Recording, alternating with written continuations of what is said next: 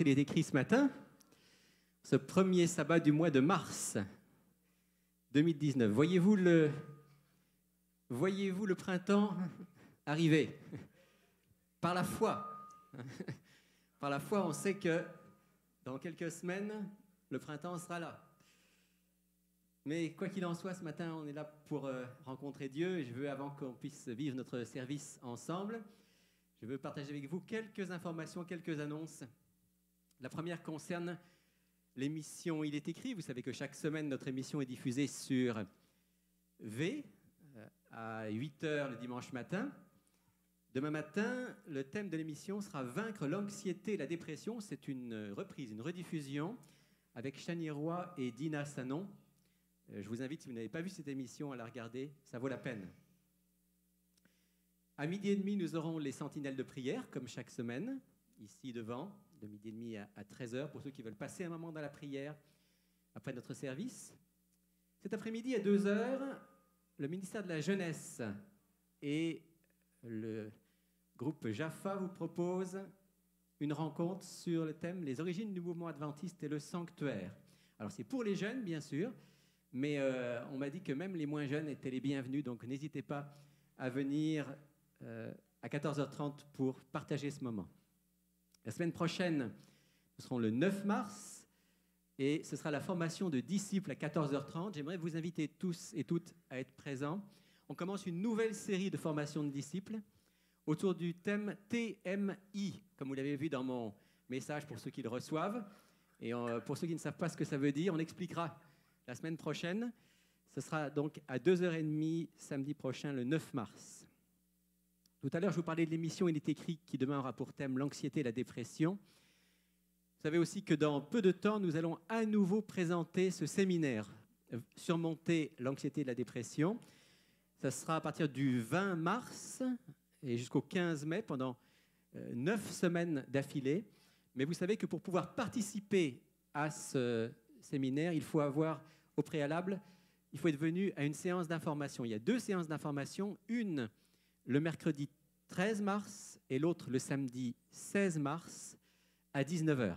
Si vous êtes intéressé vous-même, si vous connaissez quelqu'un qui peut être intéressé, n'hésitez pas à inviter ces personnes pour l'une des 2 séances d'information, donc 13 ou 16 mars. Il est encore possible de participer au parrainage d'enfants pour l'école adventiste de Bois-Pin en Haïti. Si vous souhaitez y participer, les boîtes sont encore ici devant. Et je vois qu'encore ce matin, il y a des enveloppes et il y a de l'argent qui a été mis. Ça veut dire qu'on continue à soutenir cette école. Merci à tous. Les reçus pour fin d'impôt, donc les dîmes et les offrandes que vous avez pu remettre, pour 2018, les reçus sont prêts. Il vous suffit de demander à Maxime Orcel, notre trésorier, de récupérer votre reçu. Les enfants ont leur classe à 11h, comme d'habitude, à la fin du moment de louange. Si vous avez maintenant un téléphone cellulaire ou quoi que ce soit qui pourrait sonner sur vous ou dans votre sac, merci de bien vouloir le désactiver, de le mettre sur vibration, de faire en sorte que nous ne soyons pas perturbés pendant notre service. C'est important et je vous en remercie à l'avance. Aujourd'hui, j'aurai le plaisir d'animer le moment de culte et le message biblique nous sera apporté par France Béchard, que je vous présenterai davantage tout à l'heure, qui est une de mes collaboratrices. Et je suis sûr qu'on sera tous bénis par ce message. Je vous invite tout de suite à un moment de recueillement pour inviter le Seigneur à préparer nos cœurs pour ce service de culte.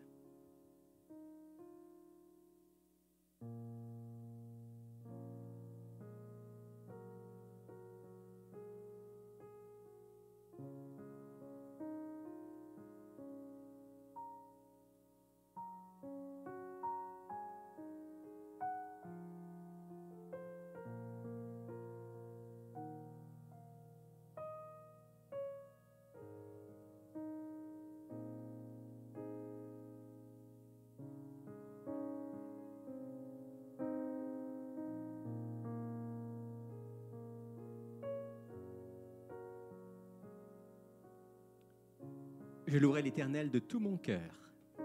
Je raconterai toutes tes merveilles. Je ferai de toi le sujet de ma joie et de mon allégresse. Je chanterai ton nom, Dieu très haut. car tu soutiens mon droit et ma cause. Tu sièges sur ton trône en juste juge. Tu châties les nations, tu détruis le méchant. Tu effaces leur nom pour toujours et à perpétuité. L'Éternel est un refuge pour l'opprimé, un refuge au temps de la détresse. Ceux qui connaissent ton nom se confient en toi, car tu n'abandonnes pas ceux qui te cherchent, ô Éternel. Je louerai l'Éternel de tout mon cœur. Tu n'abandonnes pas ceux qui te cherchent, ô Éternel. Nous voilà réunis ce matin pour un moment d'adoration. Et en venant ici, ce matin, j'ai repensé à des lectures que j'ai faites cette semaine. Cette semaine, j'ai lu un livre entre autres qui parle de, vous savez, ce grand débat évolution ou création. Et c'était étonnant parce que dans ce livre, il était question de quelque chose dont mon ami Jean-Robert me parle souvent. C'est une citation d'un scientifique évolutionniste qui disait « Nous devons toujours nous souvenir que quand nous regardons la nature et que nous avons l'impression qu'il y a dans ces éléments de la nature comme une intelligence, comme un dessin intelligent, ce n'est qu'une apparence. »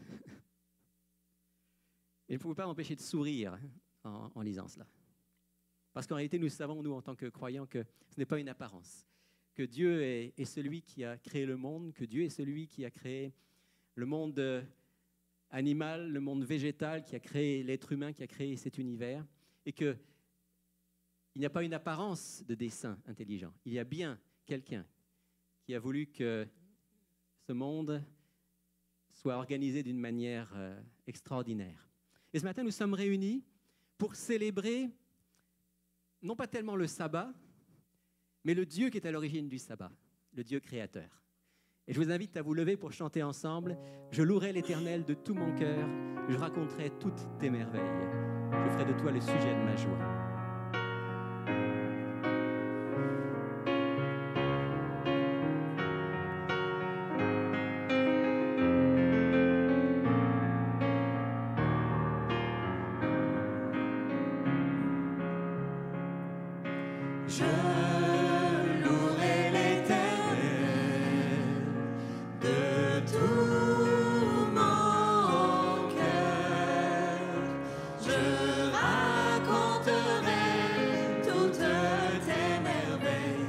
Je chanterai ton nom, je louerai l'Éternel de tout mon cœur.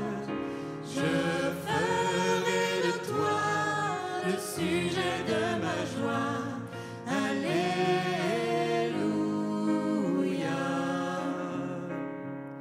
Je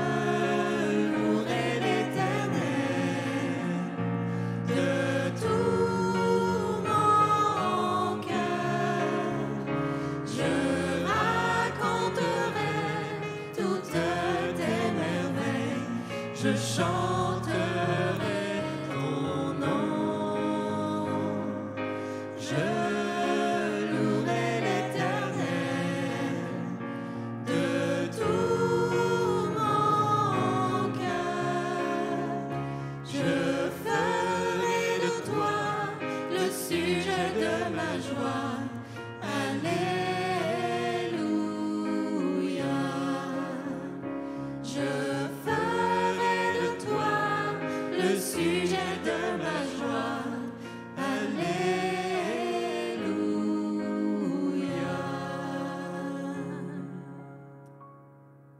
Notre Père du ciel, nous voulons te remercier ce matin pour la vie.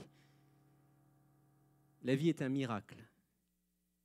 À chaque fois qu'on étudie, Seigneur, la manière dont notre corps fonctionne, on ne peut que remarquer que c'est un miracle extraordinaire. Et nous voulons te dire merci pour chaque journée de vie. Nous voulons te dire merci pour la joie de te connaître, la joie d'avoir ta parole, la Bible, qui nous éclaire, la joie aussi de savoir que tu es un Dieu d'amour, qui aime, qui pardonne, qui transforme, et qui veut nous mener vers ce grand jour où nous pourrons enfin être face à face avec toi. Nous voulons te dire merci aussi pour l'amitié, pour la fraternité qui nous unit ce matin. Que tu veuilles nous pardonner, Seigneur, tout ce qui pendant cette semaine n'a pas encore été en harmonie avec toi, tous nos manques d'amour, nos manques de droiture. Pardonne-nous, Seigneur, transforme-nous à ton image. Et ce matin, que ce service de culte puisse non seulement t'honorer, mais nous rapprocher de toi et nous rapprocher les uns des autres, nous amener à mieux te servir, à mieux servir les autres, tous ceux qui sont autour de nous et qui ont besoin aussi que nous les écoutions, que nous les aimions et que nous soyons tes mains, tes oreilles pour chacun d'eux. Oui, Seigneur, viens au milieu de nous ce matin, fais-nous du bien par ta grâce. Nous te le demandons au nom de Jésus. Amen. Vous pouvez vous asseoir.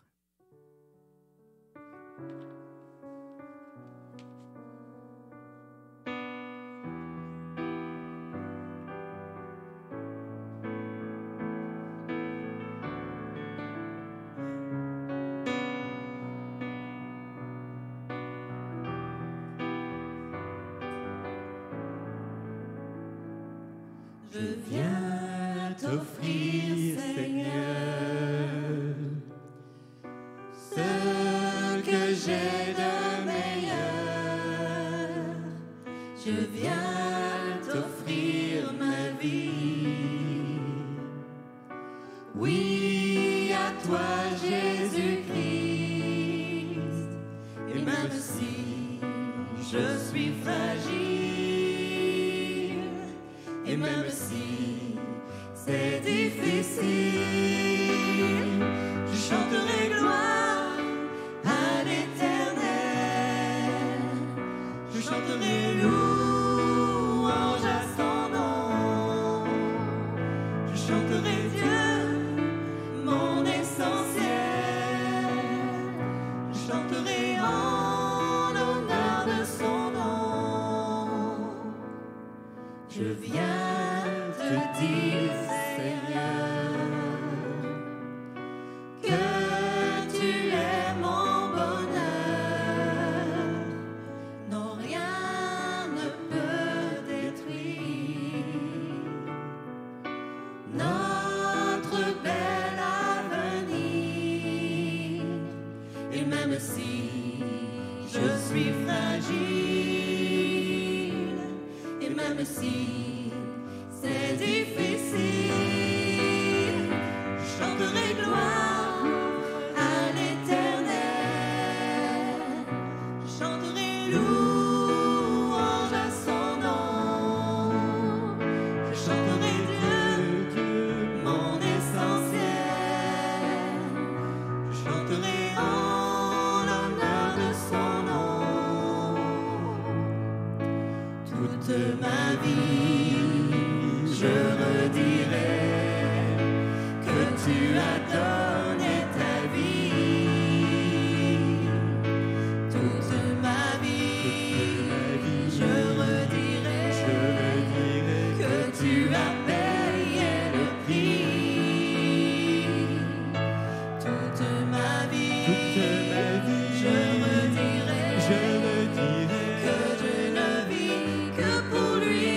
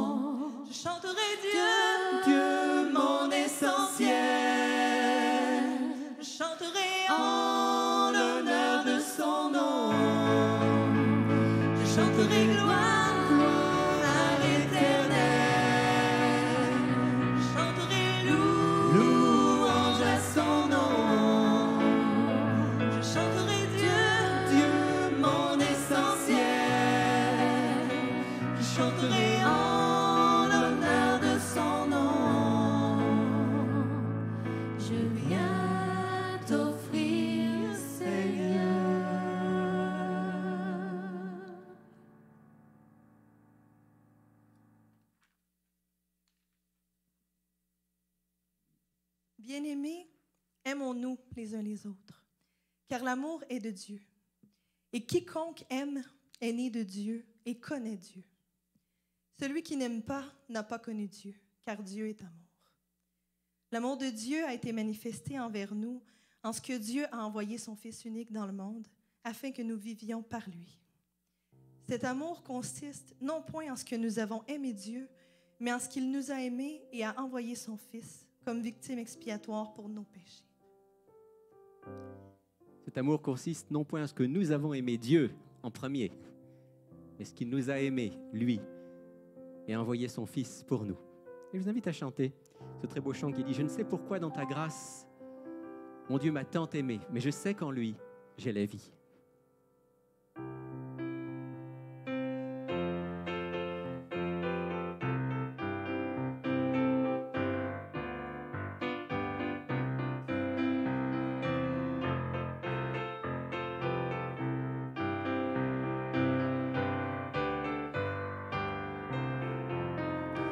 Je ne sais pourquoi dans sa grâce, Jésus m'a tant aimé.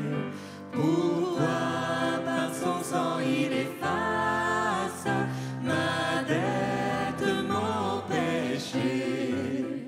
Mais je sais qu'en lui j'ai la vie, il m'a sauvé dans son amour et gardé. J'attends l'heure de son retour. Je ne sais comment la lumière éclaire tout mon cœur.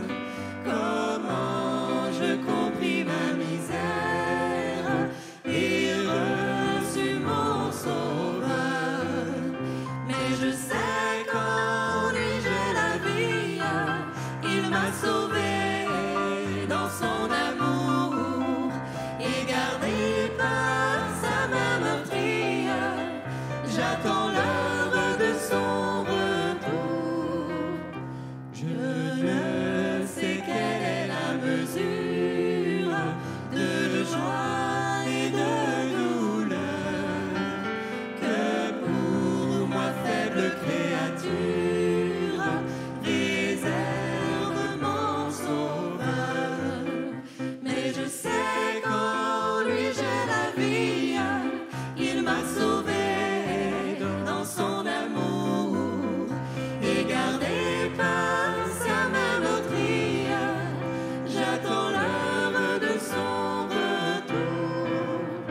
Je ne sais quand de la victoire l'heure enfin sonnera. Quand l'agneau l'époux dans sa gloire avec lui me prendra. Mais je sais qu'en lui j'ai la vie. Il m'a sauvé dans son amour et gardé par sa main meurtrière. J'attends l'heure de son retour.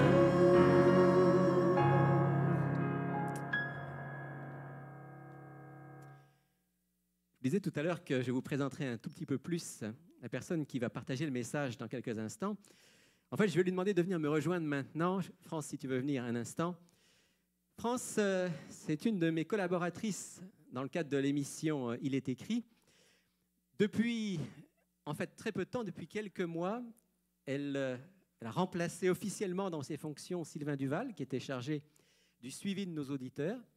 C'est maintenant toi, France, donc, qui est en contact particulièrement avec les auditeurs, les auditrices, les téléspectateurs, les internautes, ceux qui entrent en contact avec nous. Et j'aurais voulu que tu nous dises quelques mots ce matin de témoignage, de remerciements envers Dieu pour les bonnes et belles choses que tu vis en ce moment. Dis-nous un petit peu ce qui habite ton cœur en ce moment. En fait, il y en a beaucoup. Il y a beaucoup de choses. Parce que surtout dans les dernières semaines, je vous dirais, on voit que Dieu est à l'œuvre. Hein. Le travail se fait par le Saint-Esprit. Puis on est béni de le voir agir. Dernièrement en particulier, c'est sûr que j'ai plein d'exemples dans ma tête, mais dernièrement, vous savez, on a fait une émission sur le millénium. Puis ça fait réagir quand même les auditeurs. Plusieurs ont commandé le livre, mais il y en a en particulier qui nous ont contactés, soit par le web ou par téléphone. Et je pense à une personne en particulier. Cette personne est dans la région de Trois-Rivières. Puis pour elle, c'était comme une première fois qu'elle entendait cette explication-là par rapport au millénium, parce que ça faisait 20 ans et plus qu'elle avait entendu une autre interprétation. Et pour elle, c'était la confusion totale. Elle avait des milliers de questions dans sa tête. Donc, elle nous a appelés. Puis, moi, je parlais avec elle, puis elle me questionnait. Et bien sûr, elle a commandé plusieurs livres pour pouvoir être éclairée. Mais cette personne-là, suite à ça, elle s'est souvenue qu'il y a environ 10 ans passés, elle était allée à l'église adventiste de Trois-Rivières 2-3 fois. Puis, elle n'était plus allée, puis depuis 10 ans au moins, elle va chez les baptistes. Puis là, elle s'est dit, pourquoi j'ai arrêté d'aller là? Parce que j'apprenais beaucoup. Puis cet élément déclencheur-là du millénium l'a ramenée à l'église de Trois-Rivières. Et elle est tellement déterminée parce que quand on se parlait, elle et moi, et que je répondais à ses questions, elle me dit, « Ah, j'entends la vérité. Je l'entends. » Puis ça l'a attirée beaucoup, beaucoup. Et quand j'ai parlé avec la personne, notre relais, en fait, qu'on a à l'église de Trois-Rivières, elle me disait, c'est fou comment Dieu travaille parce qu'elle dit, depuis 3 semaines, 4 semaines maximum, elle dit, ça fait 3 personnes qui arrivent le sabbat matin. C'est des gens qui sont à la maison chez eux, ils étudient leur Bible, ils cherchent sur Internet, ils prient. Et il y a des gens qui ont trouvé le sabbat et ils sont convaincus du sabbat. Et d'eux-mêmes sont arrivés à la porte de l'église et on s'en vient adorer le sabbat. Donc ça, c'est merveilleux, ça. Ça, c'est vraiment très encourageant. J'ai dit encore 1 minute? 1 minute? Sur la rive nord, on a 2 petits groupes. On a un petit groupe aussi à Drummondville, que ce n'est que des auditeurs d'Il est écrit qui se joignent à nos petits groupes. Et depuis justement 2-3 semaines, on a 3 personnes, toutes nouvelles, qui nous ont appelés pour venir dans les petits groupes parce qu'ils l'entendent dans l'émission. Donc, c'est Dieu qui travaille les cœurs. Puis, il y en a 2 autres qui nous ont contactés parce que le baptême, ça les travaille. Ils écoutent l'émission, puis Dieu travaille, et ils nous contactent. Donc, c'est des fruits mûrs qui nous tombent dans les mains. Gloire à Dieu pour ça. Vraiment, là, c'est ça qui nous rend heureux de travailler. Il est écrit. Merci, France. Et c'est vrai qu'on est heureux de voir qu'à travers cette émission, bien, Dieu interpelle, il fait du bien, il touche. Et on vous demande aussi de penser à prier pour cette émission, à faire connaître cette émission, pour que beaucoup puissent savoir que Dieu les aime et avoir une vie qui soit transformée.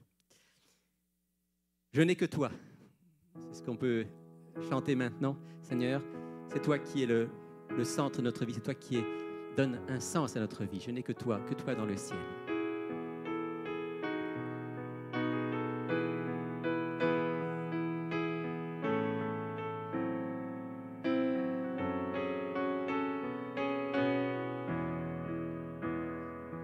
Je n'ai que toi dans le ciel.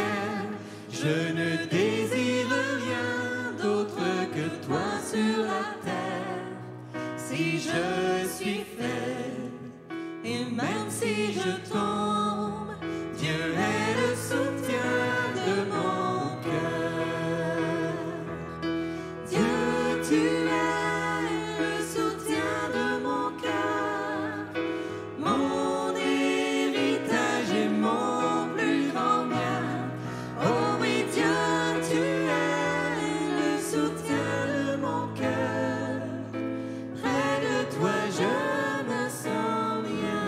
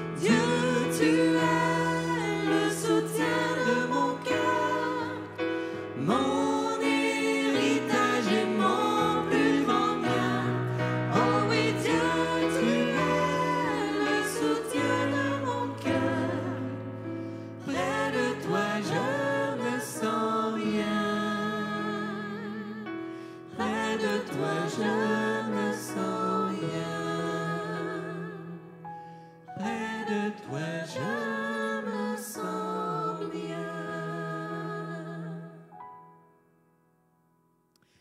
Comme chaque semaine, c'est le moment maintenant de pouvoir aussi exprimer notre reconnaissance envers Dieu à travers nos dîmes et nos offrandes. Mais avant de le faire, j'aimerais vous annoncer quelque chose, plusieurs le savent déjà, mais quelque chose qui peut être important pour certains. C'est que vous pouvez maintenant, si vous le souhaitez, aussi remettre à Dieu vos dîmes et vos offrandes à travers notre site web. Plusieurs m'avaient demandé ça il y a déjà quelques semaines, même quelques mois, en disant, écoute, ça serait plus simple parfois de pouvoir, lorsqu'on est en voyage ou lorsqu'on n'a pas d'argent sur nous, quoi que ce soit, de pouvoir remettre notre argent, notre dîme, notre offrande à travers Internet. Eh bien, c'est maintenant possible. Si vous vous rendez sur le site du centre, il est écrit cieemontréal.org. Eh bien, vous allez voir sur la page d'accueil, il y a un petit bouton qui dit « Faire un don ».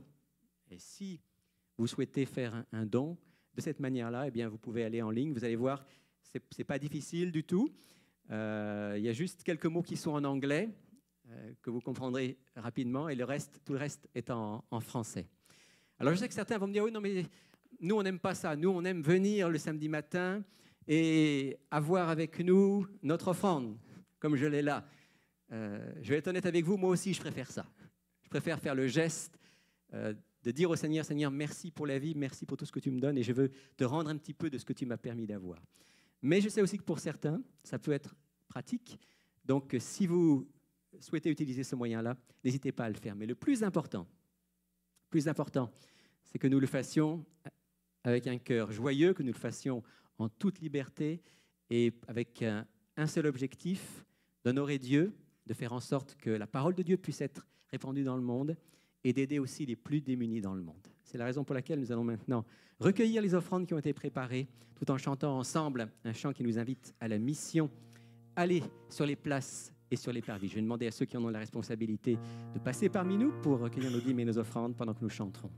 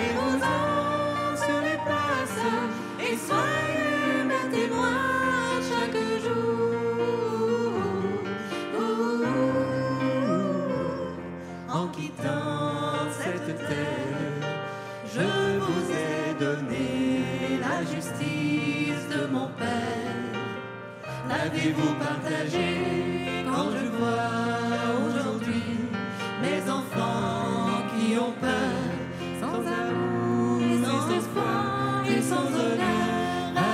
Allez-vous-en sur les places et sur les parvis.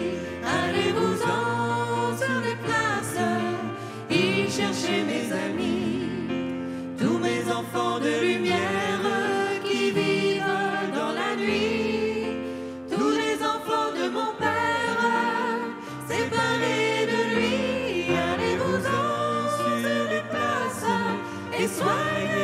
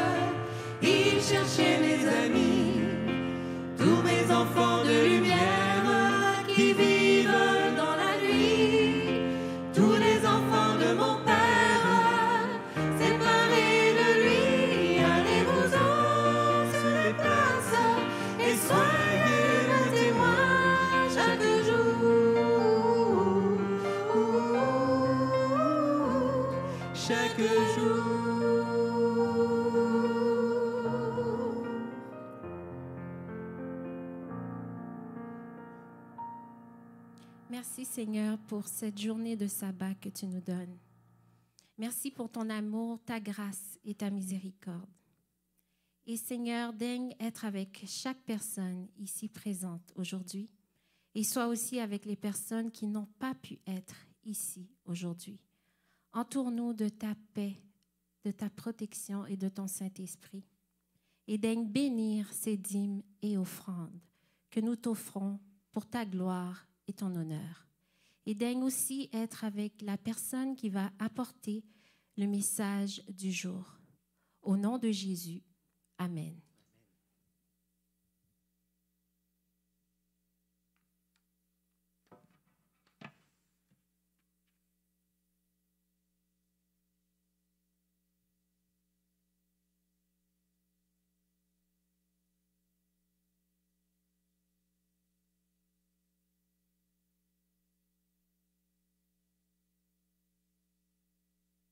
Alors, bonjour tout le monde. Est-ce que vous allez bien? Est-ce que vous êtes de bonne humeur? C'est sabbat? On est en congé? Puis on prend le temps de se retrouver avec notre Créateur. Donc, on a toutes les raisons du monde d'être de bonne humeur ce matin. Je suis contente d'être avec vous. Ça me fait plaisir d'être ici. Puis, savez-vous, avant que j'arrive, je me disais, c'est toujours stressant hein, quand on a un message à apporter. Puis là, je me disais, ben dans le fond, je suis juste la commissionnaire, moi. Je fais juste prendre le message que Dieu m'a donné, puis je l'apporte. Donc, je suis juste la messagère.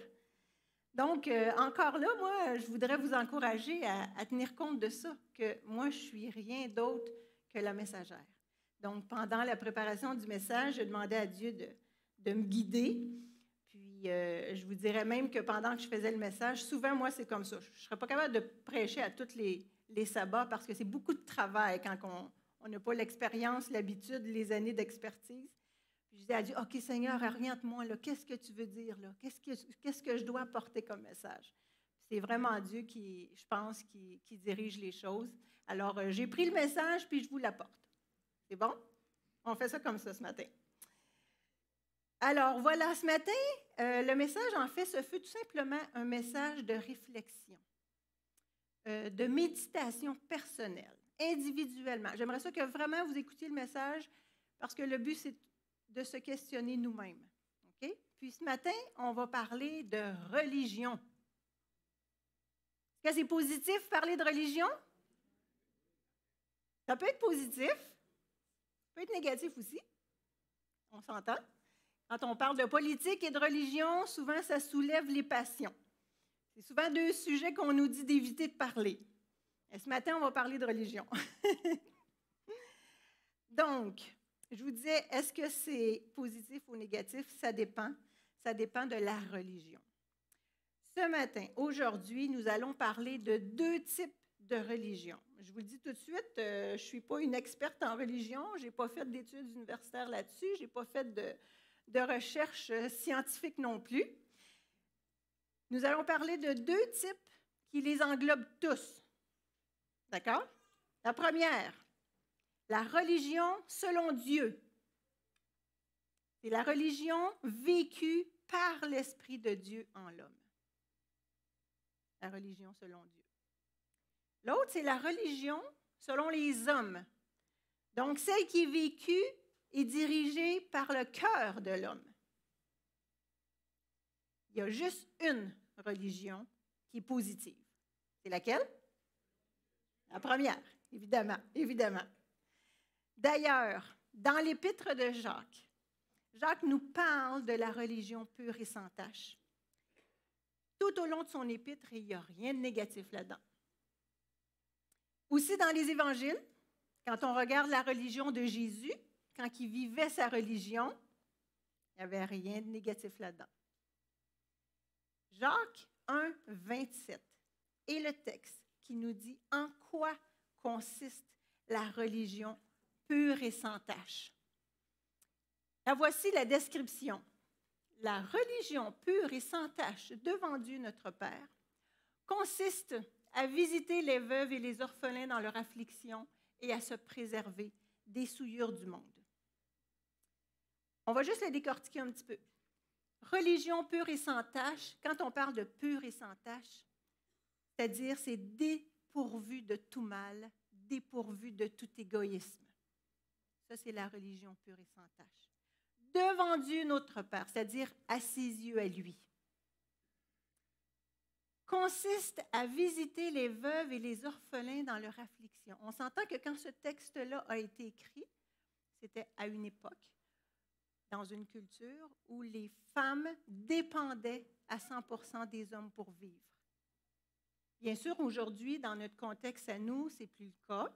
Donc, on peut prendre ce texte-là et nous l'attribuer à nous en disant tout simplement toute personne dans la souffrance, dans l'affliction, qui est dans le besoin. D'accord? Donc, la religion consiste à visiter toute personne dans l'affliction et à se préserver des souillures du monde. Les souillures du monde, c'est tout simplement, c'est comme se préserver de tout mal en nous, se tenir loin du mal pour ne pas en être contaminé à l'intérieur, pour qu'ensuite on contamine les autres. Donc, c'est une description très simple de la religion pure et sans tache. Moi, je trouve que Dieu a le don de simplifier les choses et que l'homme a le don de les compliquer. Êtes-vous d'accord avec moi?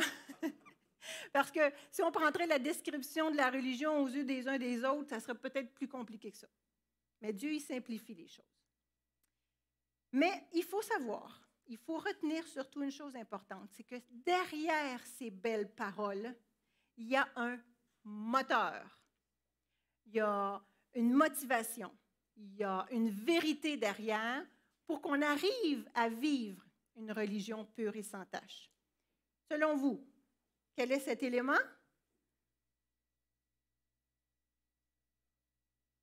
L'amour. Dieu est amour. Dieu est amour. L'objectif du message de ce matin, c'est de prendre conscience de cette vérité-là, que seul l'amour véritable comme moteur de la religion rend celle-ci pure et sans tache. On doit prendre conscience de ça ce matin si on est des enfants de Dieu. Seul l'amour véritable comme moteur de la religion rend celle-ci pure et sans tache. Le reste, ça peut être important, mais ça devient secondaire.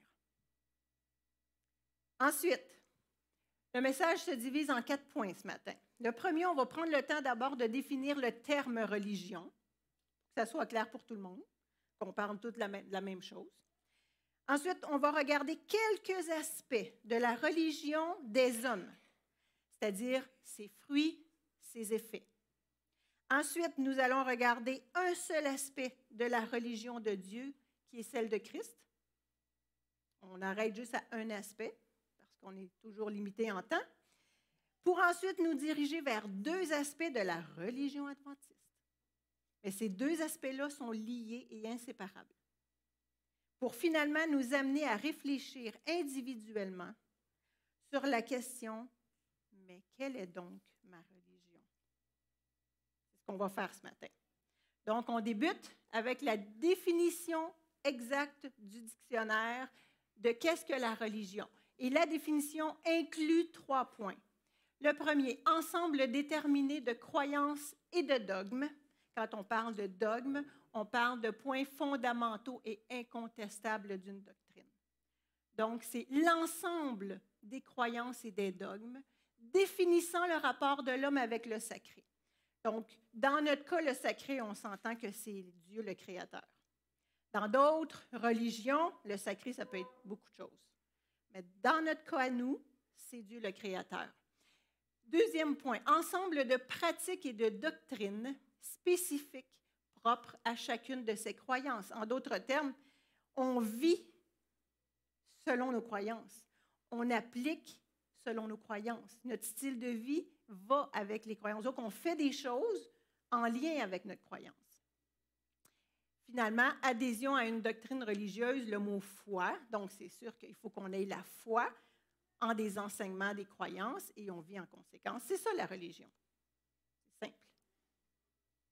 Est-ce que nous sommes religieux? Oui, parce que nous avons une religion.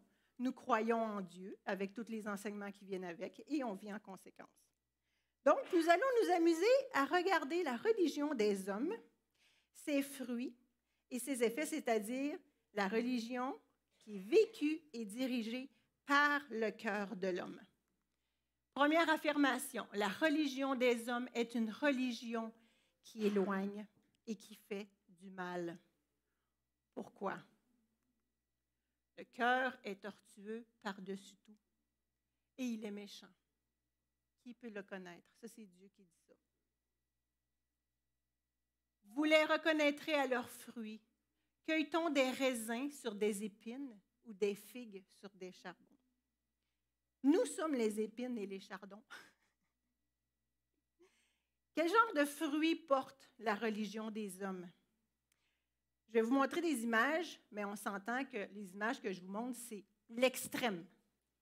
Mais entre l'extrême et la religion pure, il y a d'autres stades. Mais c'est juste pour nous faire réfléchir. Parmi les fruits de la religion des hommes, je ne sais pas s'il y en a ici qui connaissent ou qui ne connaissent pas Rock Thériault. Ceux qui ne connaissent pas Rock Thériault, levez la main, juste que j'aie une petite idée. OK, parfait. Merci. Rock Thériault, c'est un ancien adventiste du Québec. Il a fait partie de notre Église. Il se faisait appeler Moïse. C'était un homme charmant. Ça a l'air très beaux yeux, parce que Lydia, avec qui je travaille, elle m'en a parlé, elle l'a connu personnellement. C'est une personne qui avait du charisme, qui était adventiste, qui voulait faire du bien à son prochain. Puis, à un moment donné, il parlait à un, parlait à l'autre. Il y avait ses projets, des ministères personnels. Il n'y a rien de mal à ça. Tout est beau. À un moment donné, des gens l'ont suivi. Ils sont partis. Ils faisaient des choses ici et là. Mais avec le temps, ça a dégénéré. Ils ont fini par vivre isolés dans le bois. Et là, la peur, la violence s'est installée. Puis, celle que vous voyez à côté, Gabrielle Lavallée, a fait partie de ses fidèles. Elle a écrit un livre et elle en a perdu sa main. Il lui a coupé la main froidement. C'était rendu extrême. Ça a bien commencé, ça a mal fini. On voit des suicides collectifs, toutes sortes de religions. Les gens parfois partent avec une bonne intention, mais le cœur de l'homme prend le dessus. Donc, parmi les fruits, on voit ça. On voit de l'extrémisme dans les enseignements et dans les agissements. Sans que ça soit toujours extrême comme ça, on s'entend, là, mais il y en a de toutes les couleurs, de tous les niveaux. On voit des styles de vie déséquilibrés. Violence, intolérance, intransigeance. Blessures physiques, psychologiques, mentales, émotionnelles, relationnelles. On voit parfois la mort avec des suicides collectifs. Parfois, c'est la mort spirituelle. Les gens sortent de ces expériences-là et spirituellement, ils ont été tués spirituellement. Puis on voit la multiplication des enseignements, toutes sortes de croyances. Tout le monde parle de Dieu, personne enseigne la même chose. Tout ça, ça se fait au nom de Dieu. Pour porter de tels fruits, le véritable amour doit être absent. Celui qui n'aime pas n'a pas connu Dieu, car Dieu est amour. Pour faire des choses comme ça, il faut que l'amour soit absent.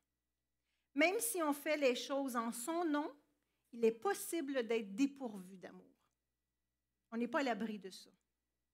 Les effets que ce genre de religion peut avoir sur les gens. Moi, les églises, les religions, non merci. Et je fais partie de ceux qui ont pensé comme ça longtemps. Et ça a été long avant que je rentre dans une église. Je disais, Seigneur, je t'aime, je crois en toi, mais tes églises, je ne suis pas capable. Parce que je regardais tout ça à la télévision, tout ce qui se passe dans les journaux. Puis encore dernièrement, hier, j'ai lu quelque chose, ça m'a touchée. C'est quelqu'un, un pasteur et son épouse sur la Rive-Sud, qui ont été arrêtés parce qu'ils prêchaient que quand les enfants n'obéissent pas, on peut les frapper avec un bâton. J'ai dit, OK, les gens regardent ça, c'est sûr qu'ils ne viendront pas dans les églises. Deuxième chose, on jette le bébé avec l'eau du bain. On ne discerne pas ce qui est de Dieu et de ce qui est des hommes. On mélange tout, donc on rejette Dieu avec les religions. Confusion. Vous savez que ça ébranle, la confusion. Les gens cherchent Dieu, mais ils ne savent plus où donner de la tête. Dernièrement, via le web, il y a un auditeur qui nous a écrit.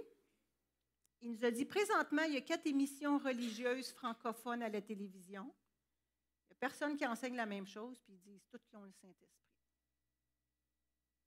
Quelque chose, hein? On est inclus là-dedans, là? Moi, je voudrais juste faire une remarque par rapport à ça. C'est très malheureux, tout ça. Et ne soyons pas indifférents parce que ça déshonore Dieu. On ne doit pas être indifférent. Ça devrait nous toucher de regarder tout ça, parce que le nom de Dieu il est sali.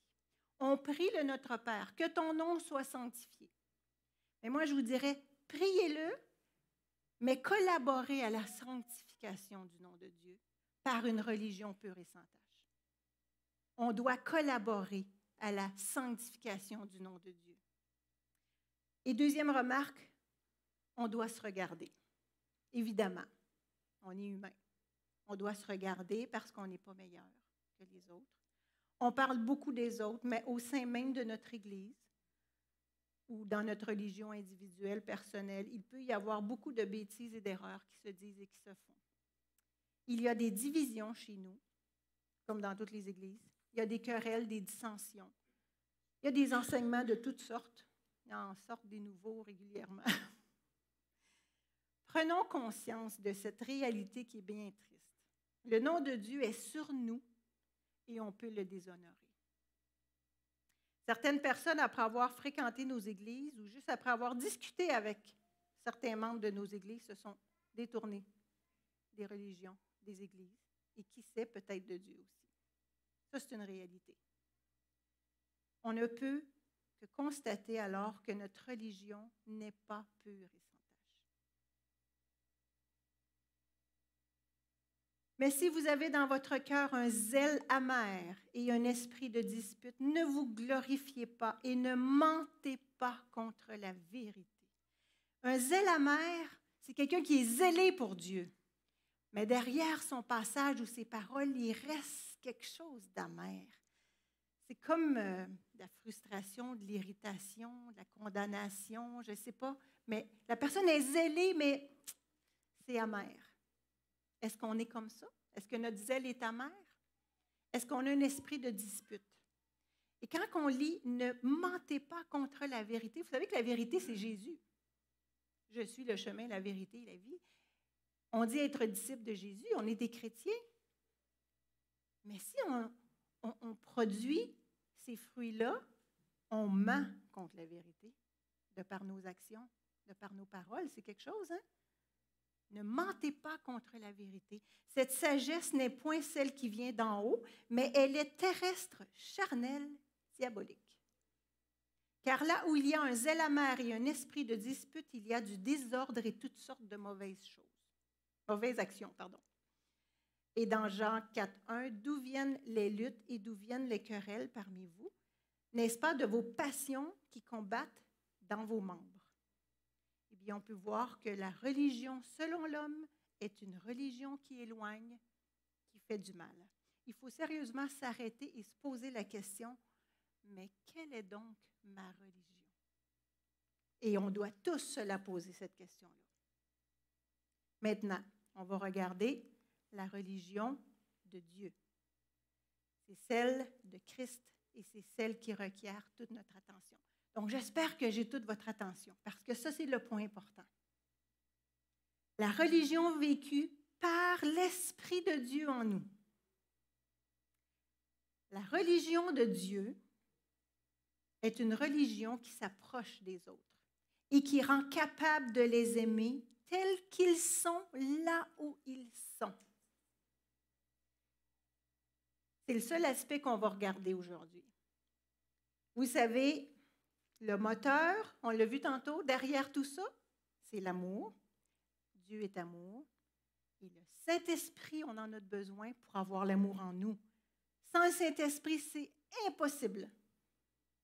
Sinon, notre religion devient une religion d'homme. Tout simplement. On peut être adventiste, chrétien et avoir une religion d'homme si le Saint-Esprit n'est pas en nous. Car la religion de Dieu est une religion pratique, active, agissante envers le prochain. C'était d'ailleurs la première caractéristique de la définition. La religion pure et sans tache devant Dieu notre Père, consiste à aller voir les autres. Motivée par l'amour. C'est une religion relationnelle. Jésus se mêlait au monde. Jésus se mêlait à tout le monde, ça vous le savez, vous l'avez entendu dire souvent, on en a parlé souvent. Mais j'aimerais ça qu'on s'arrête.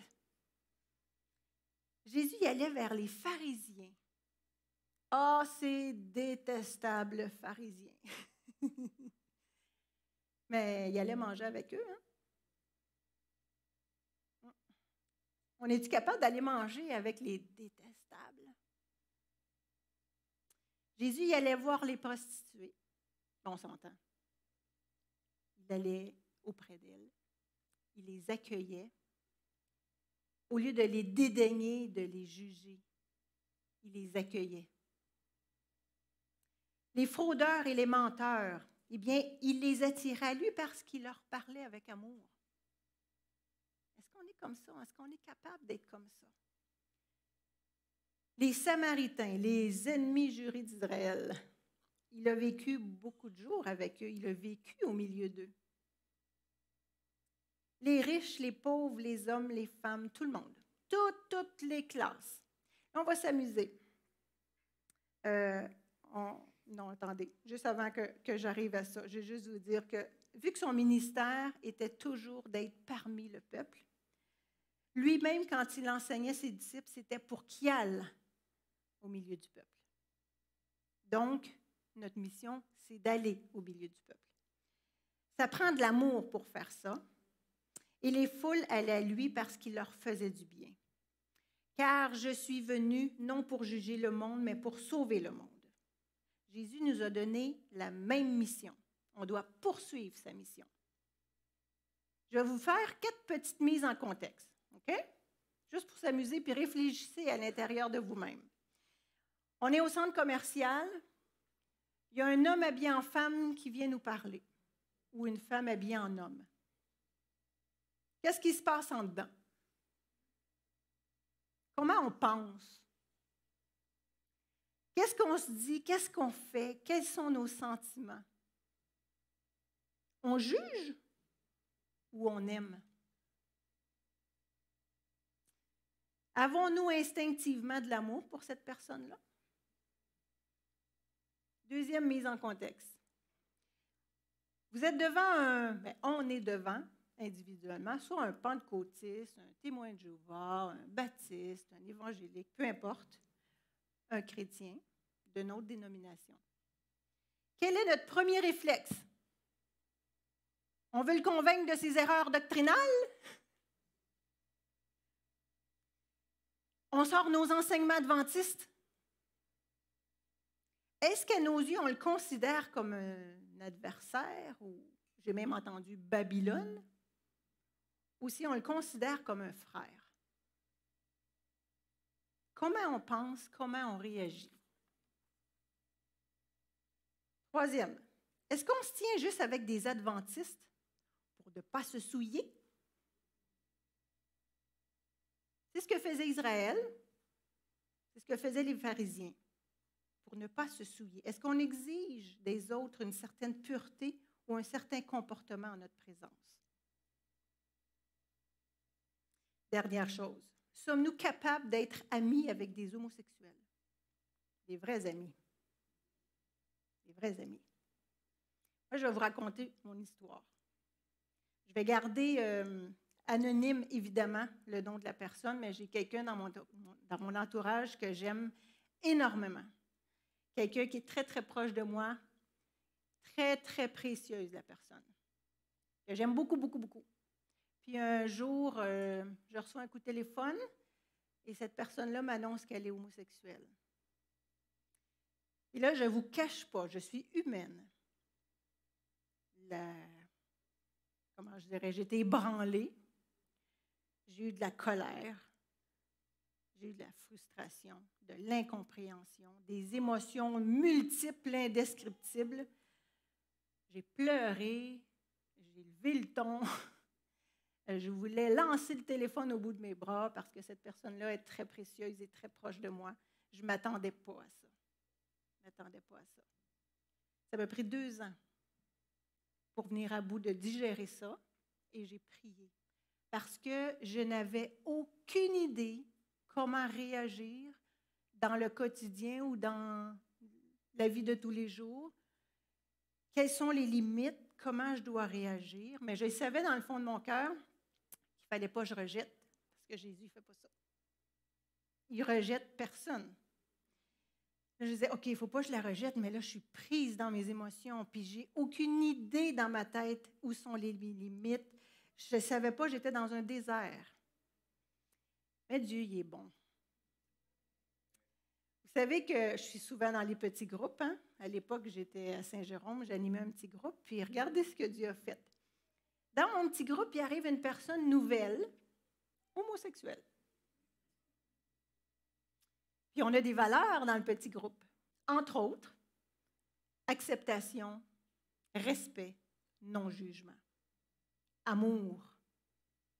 C'était clair pour moi que cette personne-là, elle avait sa place, on la prenait telle qu'elle était, on enseigne Jésus, on rouvre la parole, on l'encourage à prier, à avoir une relation avec Dieu. Et dans ma tête, c'est clair que c'est le Saint-Esprit qui s'arrange avec ça. Moi, je l'aime, on les accueille et on enseigne, on les présente à Jésus. C'est tout. Le reste, c'est Dieu qui le fait. Mais à un moment donné, j'étais dans mon auto, une petite voix qui me parle, une pensée qui me vient dans l'esprit. Pourquoi tu n'agis pas comme ça avec... OK.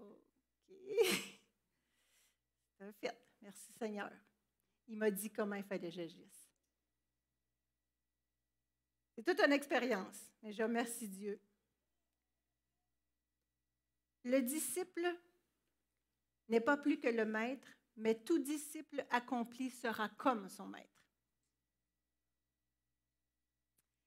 Qui es-tu, toi qui juges un serviteur d'autrui, s'il se tient debout ou s'il tombe, cela regarde son maître.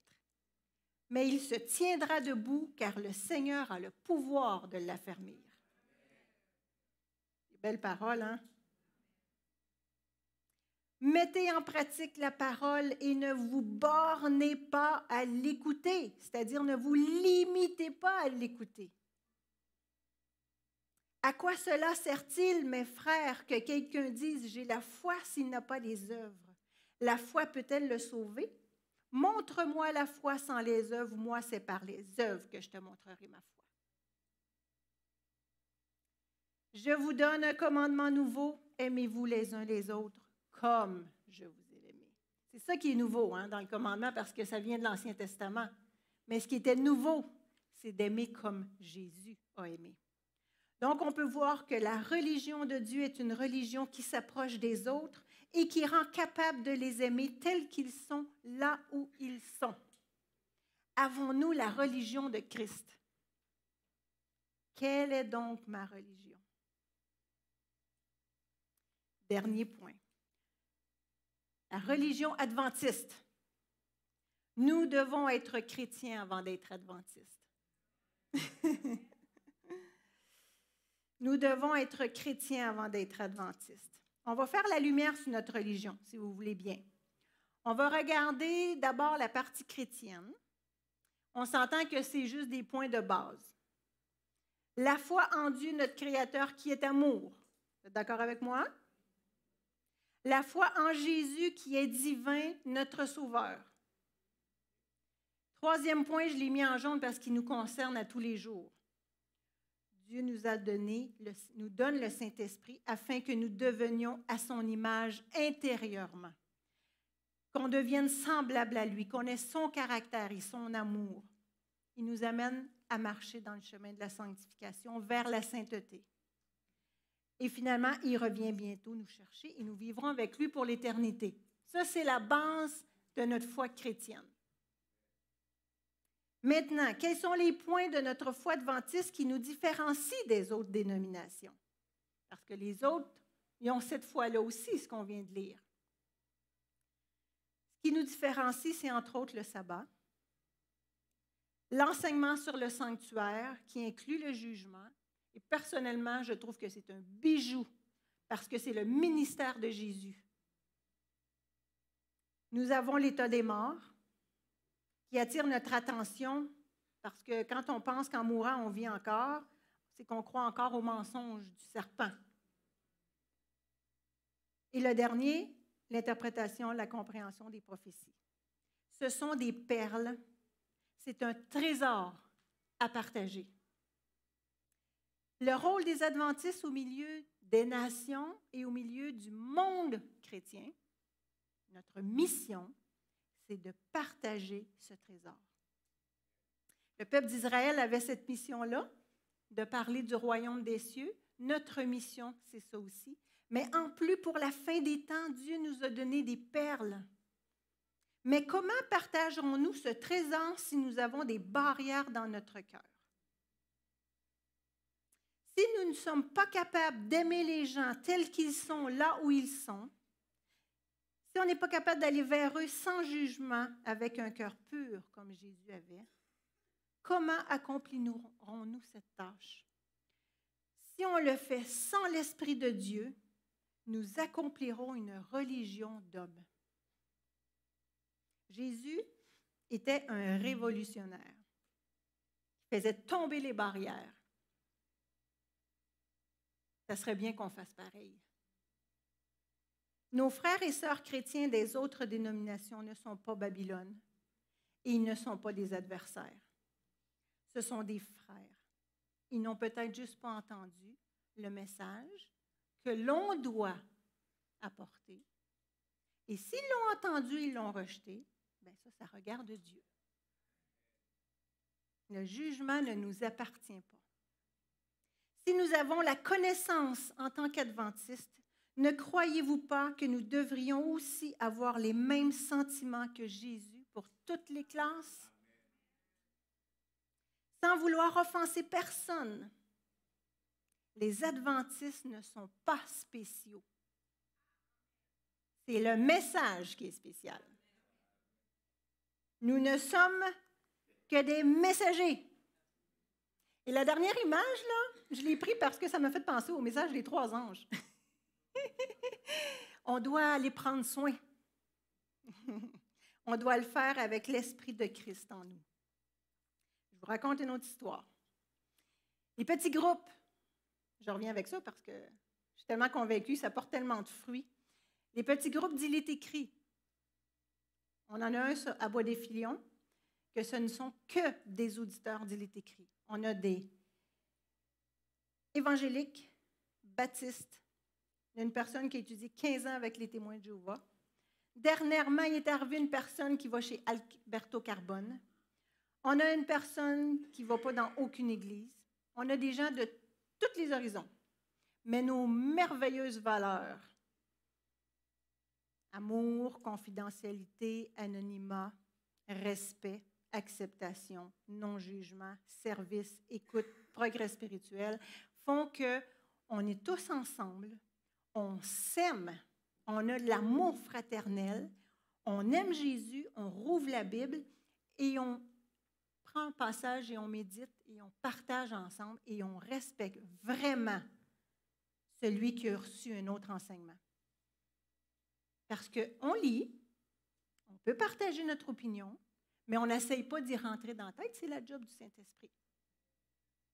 Mais quand on se sent respecté, quand on se sent accepté et qu'on ne se sent pas jugé, bien on a le goût d'y retourner.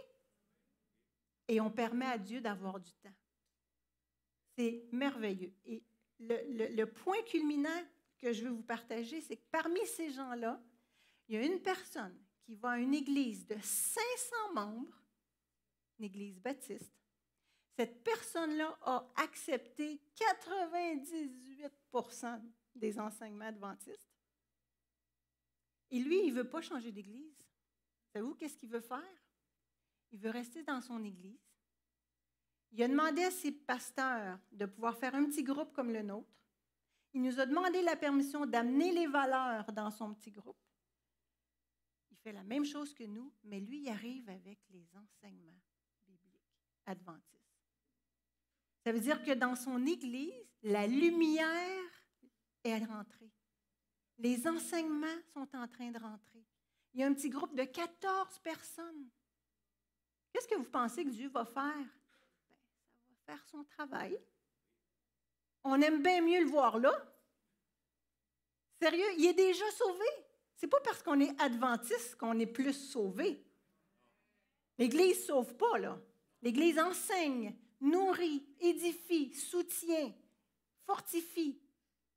Mais lui, il s'en va là pour que la vérité se propage. Je trouve ça extraordinaire. Puis l'autre expérience, c'est que dernièrement à Terrebonne, on est allé visiter 2 églises. On s'est séparés en 2 petits groupes. On est allé visiter l'église La Chapelle ici à Montréal, puis l'église Nouvelle Vie. Parce qu'on se dit, bon, on a un projet, on veut voir ce qui se passe. Dans ces églises-là, ils sont nombreux. 1500 à Montréal, 3000. La majorité, c'est des jeunes. C'est incroyable. Quand je suis rentrée là, j'ai dit, wow, ils chantent le nom de Jésus. Parce que dans ma tête, je me dis, les jeunes ne connaissent pas Jésus. Mais ils sont des milliers à chanter Jésus. Puis il y a plein d'endroits dans le monde que c'est comme ça. Mais on a parlé avec des jeunes après. Puis il y a une en particulier, elle nous dit, j'aime beaucoup mon église. Mais elle dit, la parole n'est pas profonde. Je suis sortie, le signet dit, il est écrit. Je dis à mon mari, sors les signets. J'ai dit, tu vas avoir de la nourriture, là. Mais je me dis, si on serait parmi eux, on pourrait les nourrir, partager un à un comme ça. Le but, ce n'est pas nécessairement de les enlever d'où ils sont, c'est d'amener la vérité où ils sont. Moi, je remercie Dieu pour ces expériences-là. On doit être parmi le peuple, comme Jésus faisait. On est porté à se retirer les adventistes, alors que les adventistes devraient être parmi toutes les églises. Apporter la lumière qu'on a, c'est la mission que Dieu nous a donnée. Celui qui n'est pas avec moi est contre moi, et celui qui n'assemble pas avec moi disperse. Excusez, je suis en retard sur le PowerPoint. Mais si je n'ai pas l'amour, je suis une cymbale qui retentit. Nos paroles, c'est juste des paroles. Ça prend de l'amour, puis l'amour fait bouger. Mais malheur à vous, pharisiens, parce que vous payez la dîme de l'amande, de la rue et de toutes les herbes, et que vous négligez la justice et l'amour de Dieu. C'est là ce qu'il fallait pratiquer sans omettre les autres choses. On n'est pas nécessairement des pharisiens, mais ce que je voulais faire ressortir dans ce texte-là, c'est que négligez pas la justice et l'amour de Dieu. Parfois, on arrive avec tous nos enseignements, tout notre savoir-faire, toutes nos choses à nous, mais on oublie le cœur. Nous devons être chrétiens avant d'être adventistes. Quelle est donc ma religion? Quelle est donc ma religion? Je termine. La religion selon l'homme est une religion qui éloigne, qui fait du mal. La religion de Dieu est une religion qui s'approche des autres et qui rend capable de les aimer tels qu'ils sont, là où ils sont. Nous devons être chrétiens avant d'être adventistes. Ça, c'est les 3 points qu'il faut retenir. Nous sommes appelés, premièrement, à vivre une religion pure et sans tache devant Dieu notre Père. Pour ensuite partager le trésor que Dieu nous a confié à toutes les classes de la société, sans exception, y compris dans le christianisme. Jésus revient bientôt. Il faut bouger, là. Et sans oublier que nous ne sommes que des messagers. J'espère que nous avons pris conscience de cette vérité ce matin, que seul l'amour véritable, comme moteur de la religion, rend celle-ci pure et sans tache devant Dieu notre Père. Alors, on se laisse en se posant encore une fois la même question. Intérieurement, individuellement, honnêtement, pensez-y toute la semaine. Quelle est donc ma religion? Alors, je vais inviter nos chanteurs à se joindre à moi. Nous allons chanter « Si je n'ai pas l'amour, je ne suis rien ». Je vous invite à vous lever.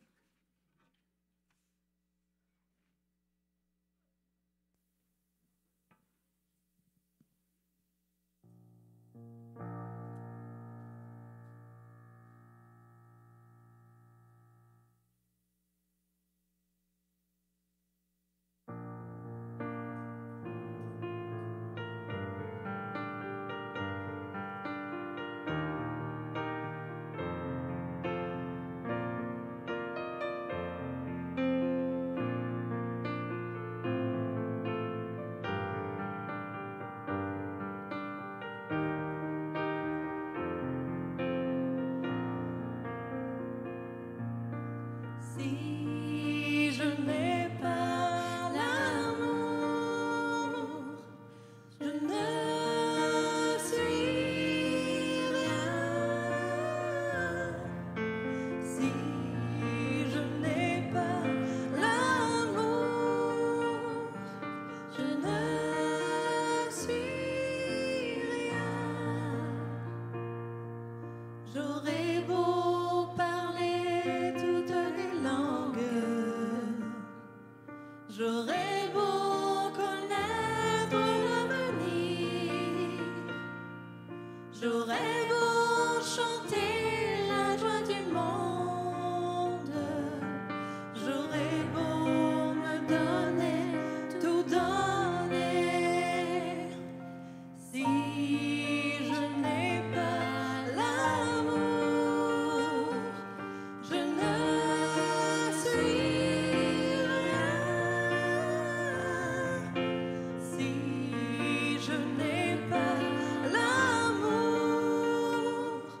je ne suis rien.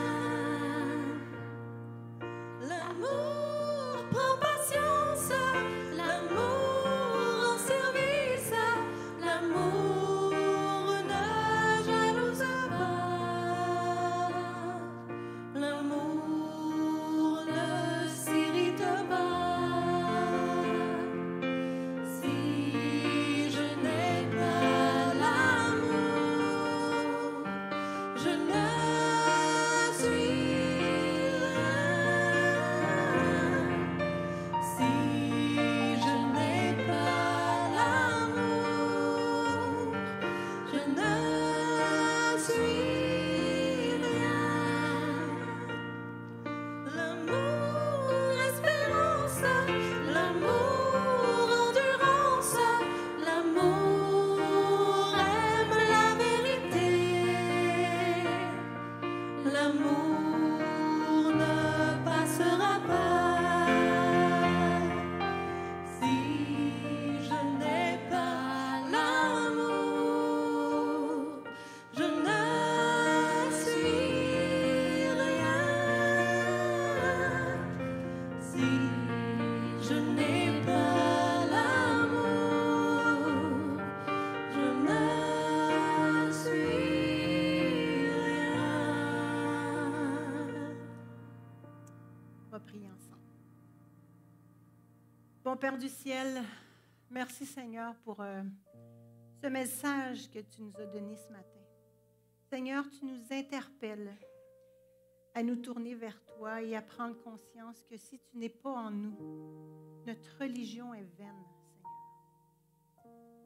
Pardonne-nous pour toutes les fois où nous avons exercé notre religion par nous-mêmes, avec notre cœur humain. Seigneur, remplis-nous d'humilité et surtout remplis-nous de ton esprit et de ton amour pour que l'on puisse être tes témoins. Seigneur, réveille-nous pour qu'on puisse être conscient qu'on doit se mêler aux gens. Nous sommes le sel de la terre et nous avons des vérités à apporter.